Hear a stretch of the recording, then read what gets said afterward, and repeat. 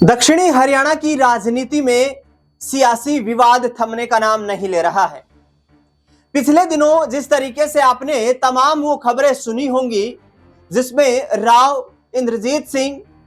राव अभय सिंह यादव और राव नरवीर सिंह के बीच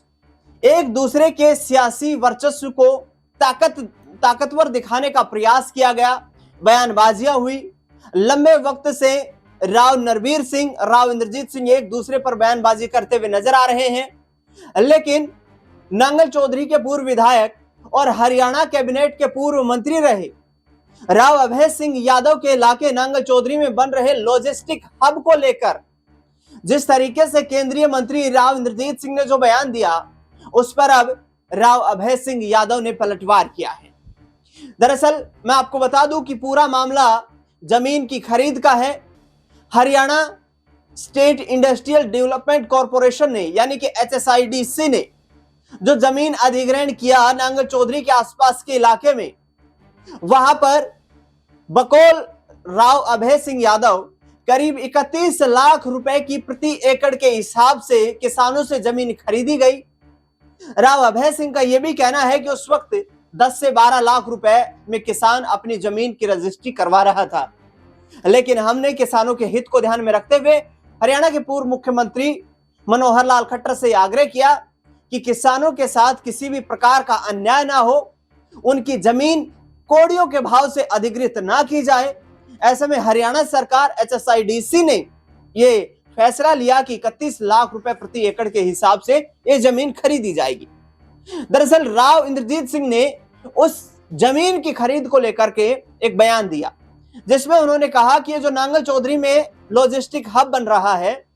इस लॉजिस्टिक हब की जमीन की खरीद में मुझे घोटाले की आशंका नजर आती है। ऐसे में क्या निशाना उनका अभय सिंह यादव पर था?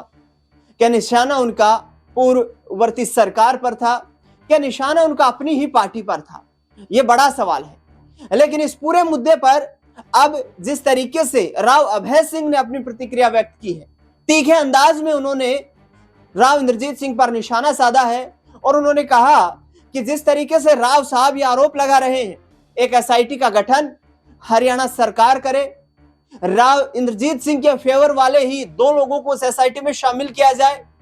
लेकिन यदि ये आरोप सही साबित होते हैं तो मैं आजीवन राजनीतिक तौर पर संन्यास ले लूंगा,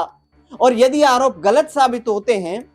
तो फिर राव इंद्रजीत सिंह को सार्वजनिक तौर पर माफी मांगनी चाहिए। ऐसे में हरियाणा की राजनीति लगातार कहीं ना कहीं सियासी उबाल लेती हुई नजर आ रही है। विपक्ष इस पूरे मुद्दे को लेकर राज्य सरकार को घेरने में जुटा हुआ है। पार्टी में आंतरिक गुटबाजी की खबरें भी सामने आ रही हैं। यहां तक कि राव नरवीर सिंह ने यह बयान तक दे दिया था कि 4-5 विधायक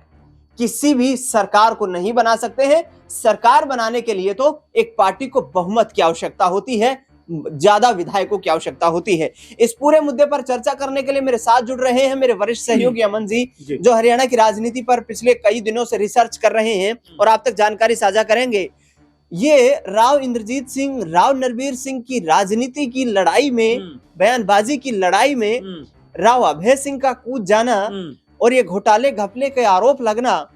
क्या बीजेपी के लिए हरियाणा में असंतोषजनक माहौल है? देखिए दिनेश जी, बहुत लंबे समय से देखा जा रहा है कि बीजेपी के तमाम जो बड़े कद के नेता हैं उनके बीच में जो समन्वय होना चाहिए, जो एक दूसरे के साथ में तालमेल होना चाहिए, उसका अभाव यहाँ पर नजर आता है। और राव इंद्रजीत को लेकर तो एक ऐसा माहौल दिखाई पड़ता है कि उनसे बहुत सारे नेता क्या खफा हैं, वाकई क्या उनकी बयानबाजी से वो नाखुश है, क्योंकि जिस तरह से राव अभय यादव ने बयानबाजी की है, पलटवार किया है कि भाई अगर जो जमीन घोटाले की बात वो कर रहे हैं, जो कह सकते हैं कि जिस तरह से जो जमीन खरीदी गई उसमें कोई घोटाले की संभावना को वो तलाशते हैं, तो बाकायदा इसके ऊपर एक SIT का गठन कर देना चाहिए, एक कमेटी बना देना चाहिए और जांच कराई जानी चाहिए। तब दूध का दूध और पानी का पानी हो जाएगा। अगर मैं दोषी साबित हुआ तो मैं अपनी जो राजनीति है उसको तुरंत छोड़ दूंगा, लेकिन अगर यहाँ पर राव इंद्रजीत कहीं अपनी बात को जो कहने में नाकाम, जो साबित करने में नाकाम रहे, तो उनको सार्वजनिक तौर पर माफी मांगनी चाहिए। इस तरह से आप देखेंगे कि जो बीजेपी के नेता हैं उनके बीच में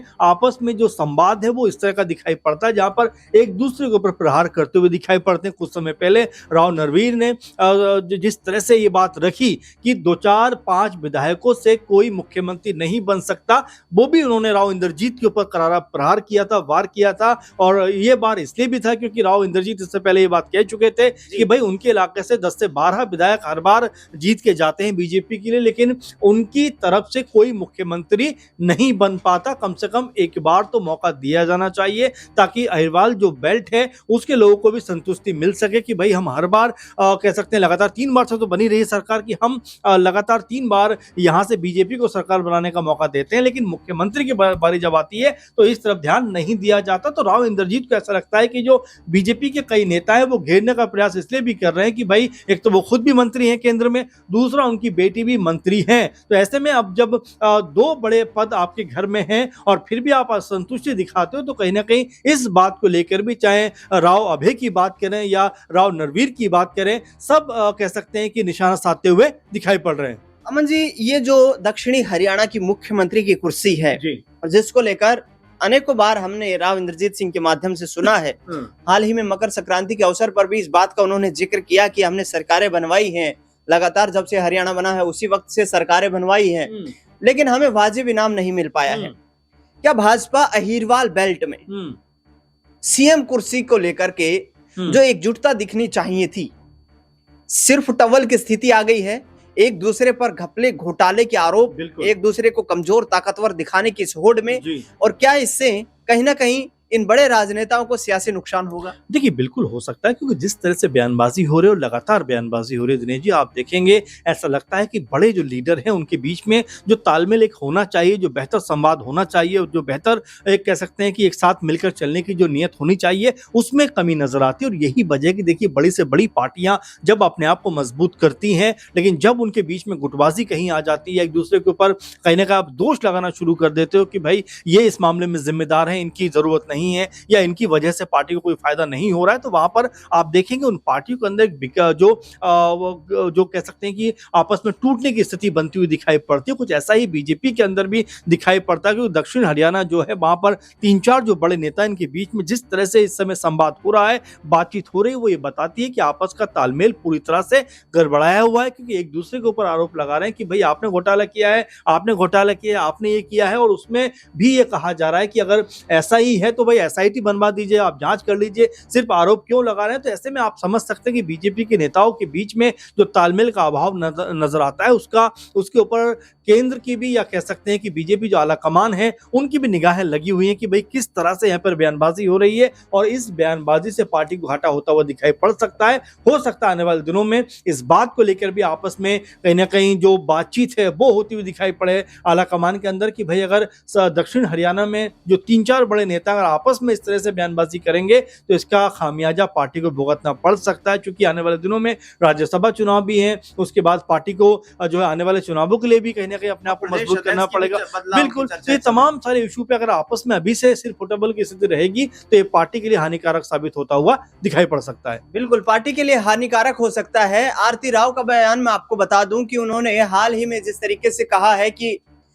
दक्षिणी हरियाणा हमेशा सरकार बनाने में अग्रणी रहा है और मेरी नजरें दक्षिणी हरियाणा के विकास पर है। पूरे हरियाणा की स्वास्थ्य मंत्री, कैबिनेट मंत्री होने के नाते मैं कोशिश कर रही हूं कि प्रदेश की स्वास्थ्य सुविधाएं जो हैं, स्वास्थ्य जो प्रणाली है उसको मजबूत किया जाए। लेकिन राव इंद्रजीत सिंह पर कुछ लोग जिस तरीके के बयानबाजी कर रहे हैं उससे यह प्रतीत होता है कि उनका सियासी जनाधार नहीं है, इसीलिए कहीं ना कहीं चुनाव में जीत दर्ज करने के लिए उन्हें राव इंद्रजीत सिंह के सहारे की आवश्यकता होती है, उनके मदद की आवश्यकता होती है। अब देखना दिलचस्प ये रहेगा कि अभय सिंह यादव, राव इंद्रजीत सिंह यादव के बीच ये जो बयानबाजी का दौर है ये कब थमता हुआ नजर आएगा। प्रदेश अध्यक्ष मोहनलाल बड़ोली भी इससे पहले ये कह चुके हैं कि राव इंद्रजीत सिंह और राव नरवीर सिंह जो बयानबाजियां कर रहे हैं वो ठीक नहीं है। हम दोनों नेताओं से मुलाकात करेंगे, मीटिंग करेंगे, बैठकें होंगी और उसमें क्या कुछ मसला है उसका हल निकाला जाएगा। लेकिन अब जिस तरीके से घोटाले की खबरें सामने आ रही हैं इससे विपक्ष को बैठे बिठाए सत्ता पक्ष पर निशाना साधने का एक बेहतरीन अवसर मिल रहा है। फिलहाल इस पूरे मुद्दे पर आपकी क्या राय प्रतिक्रिया है वो हमें कमेंट बॉक्स में जरूर बताएं। देश दुनिया से जुड़ी तमाम बड़ी खबरों के लिए देखते रहिए SPN9 न्यूज़।